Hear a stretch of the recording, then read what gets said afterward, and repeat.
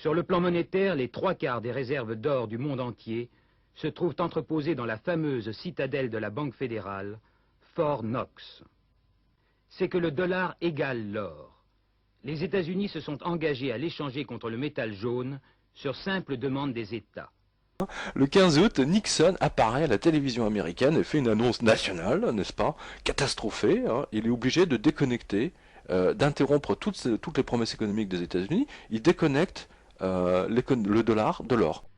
Et le 15 août 1971, c'est le coup de tonnerre. Richard Nixon annonce au monde stupéfait que les États-Unis renoncent à leurs engagements monétaires. La convertibilité du dollar en or est suspendue. Finito, terminé, parce qu'ils ont tellement dépensé à la guerre du Vietnam que... Les Américains gagnent des devises grâce à leurs exportations, mais ils en dépensent beaucoup plus pour financer la guerre du Vietnam.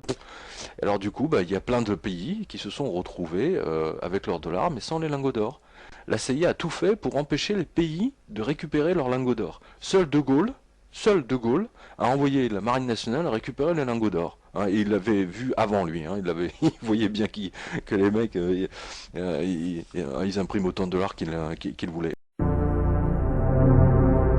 Le fait que beaucoup d'États acceptent par principe des dollars au même titre que de l'or, ce fait entraîne les Américains à s'endetter, et à s'endetter gratuitement vis-à-vis de l'étranger, car ce qu'ils lui doivent, ils le lui payent avec des dollars qu'il ne tient qu'à eux d'émettre.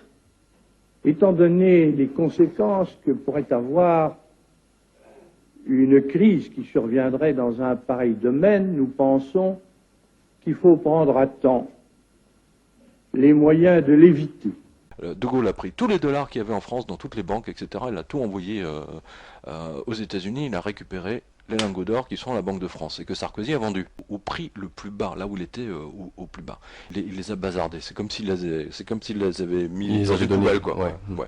Quand il était ministre du budget, il a vendu. Je n'en suis pas revenu parce que c'est très intéressant de voir à quel point la presse économique française n'a absolument pas couvert cette action de Sarkozy. C'est passé comme une lettre à la poste. L'or de la France vendu par Sarkozy suite. Alors, problème de liquidité, encore et toujours cette même question. Oui. Pourquoi est-ce qu'on se pose cette question? Ou une obligation de maintenir le cours de l'or très bas? On le sait. Toujours est-il que la Banque de France, elle, a vendu 56 tonnes de notre or en début d'année 2010, donc pour 1,3 milliard d'euros. Nous apprend la Tribune. Rappelons une nouvelle fois que Nicolas Sarkozy, alors ministre du Budget, avait lui aussi vendu 600 tonnes d'or des Français pour acheter des billets Monopoly, des dollars et un peu d'yens. Il reste donc dans les caves à Roquefort 2379 tonnes d'or. Voilà. Mais regardez bien le communiqué de presse de la Banque de France, daté du 1er avril, souhaitant que cela soit une blague, mais je ne le crois pas. Par ailleurs, la poursuite d'opérations de cession d'or a également concouru à l'augmentation des placements rémunérés avec 56 tonnes vendues pour 1,3 milliard d'euros. Alors attendez, appréciez la sémantique de la Banque de France. Je ne sais pas comment ils font pour sortir des phrases aussi alambiquées. Genre, techniquement, ils auraient pu résumer ça en mettant « Nous avons vendu 56 tonnes d'or. » Point. Alors, non, je vous la refais, hein, parce que c'est quand même pas mal. La poursuite d'opérations de cession d'or, donc déjà ils utilisent cession au lieu de vente, a également concouru à l'augmentation des placements rémunérés. Alors déjà, concourir à l'augmentation de placements rémunérés, on ne sait pas trop s'ils les ont prêtés, en échange de placés, enfin bon, c'est très bizarre. Vendu, 56 tonnes vendues. Alors finalement, ils utilisent le verbe vendre. Vendre ou placer, on ne sait pas trop. Ouais. C'est vraiment un embrouillage, tu sais. Non mais ils font exprès. Ils font exprès pour embrouiller les gens. Voilà. Et donc je continue, là je cite la Banque de France. Il est résulté de ces différents éléments un supplément de placement rémunéré pour la banque de 15 milliards d'euros en moyenne sur l'année. Voilà. Donc ils sont contents, ils ont gagné des sous. Voilà. Mais moi je sais pas, pourquoi la Banque de France se sont-elles obligées de vendre 56 tonnes d'or alors qu'en ce moment l'or augmente en permanence? Et pourquoi Nicolas Sarkozy a-t-il vendu les 600 tonnes d'or des Français, de notre or? Il y a un mois, un lingot comme ça valait autour de 26 500 euros. Donc il a pris une douzaine de pourcents en un mois. Aujourd'hui, ce même lingot d'or vaut près de 30 000 €. Alors, faut-il acheter de l'or à tout prix? Si c'est pour préserver votre patrimoine, parce que vous avez peur de l'inflation, vous avez peur que le papier perde de la valeur, vous n'avez pas confiance dans les taux d'intérêt, dans tout ce que vous voulez, oui, achetez de l'or. De la même façon, dans l'autre sens, vous avez de l'or. Si vous avez besoin de refaire votre toiture, d'acheter une maison ou d'installer des enfants, vendez de l'or.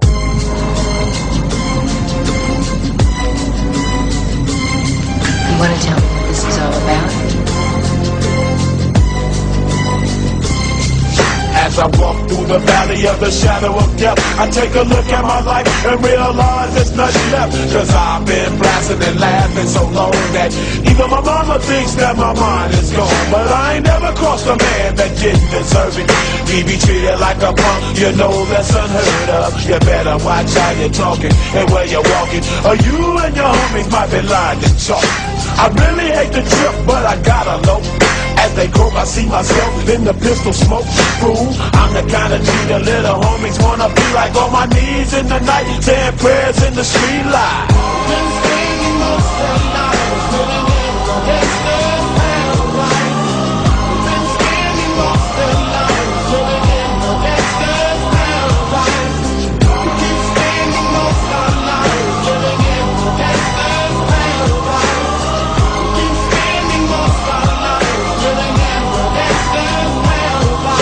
Look at the situation they got me facing.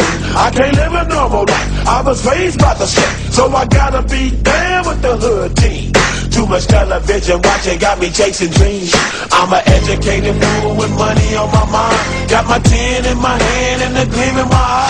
I'm a loped out gangster, set tripping banker, and my homies is down, so don't arouse my anger. Fool, death ain't nothing but a heartbeat away. I'm living life, do or die. What can I say? I'm 23 now, but will I live to see 24? The way things is going, I don't know. Tell me why are we so blind to see that the ones we hurt are you and me? Been spending most of the night living in the gangster's paradise. Been spending most of the night living in the gangster's paradise. Keep spending most of the night living in the gangster's paradise. Keep spending most of the night living in the gangster's paradise. Power and the money, money and the power. Minute after minute, hour after hour, everybody's running, but half of them ain't looking what's going on in the kitchen. But I don't know what's cooking. They say I got to learn, but nobody's here to teach me. If they can't understand it, how can they reach me? I guess they can't, I guess they won't, I guess they front. That's why I know my life is out of luck, fool. Been spending most of